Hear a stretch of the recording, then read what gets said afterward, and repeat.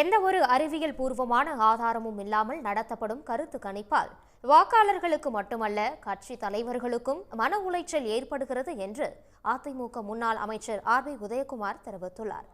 தமிழ்நாட்டில் 25 தொகுதிகளில் அதிமுக வெற்றி பெறும் என்றும் அவர் நம்பிக்கை தெரிவித்தார்.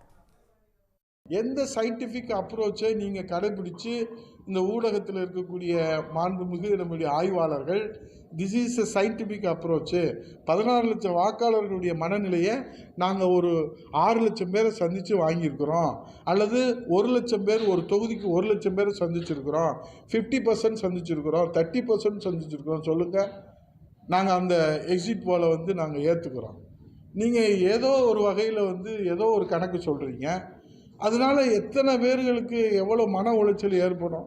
மக்கள் தீர்ப்பு அங்கே இருக்குது. நான் இதை உங்கள் உரிமை நீங்கள் வெளியிடுறீங்க, அதில் ஒன்றும் நான் மாற்றுக்கருத்து சொல்லலை. ஆனால் இங்கே மத்தியில் ஆளுகிற கட்சி வருமா, இங்கே மாநிலத்தில் ஆளுகிற கட்சி வருமா? இது என்ன, இது எழுதி வைக்கப்பட்ட மாதிரி நீங்கள் சொன்னீங்கன்னா இதை எதை மக்கள் நம்புவாங்க? அப்போ இதில் ஏதோ இதில் என்ன இருக்குது அப்படின்னு ஒரு அச்சம் வருது இல்லை? வாக்களித்த மக்களுக்கும் அச்சம் வருது, கட்சி நடத்துகிற எல்லாருங்களுக்கும் இதில் ஒரு சந்தேகம் ஏற்படுதுல்ல. அப்போ இது எதை நோக்கி போகுது அப்படின்ற ஒரு கேள்வி எழுகிறது.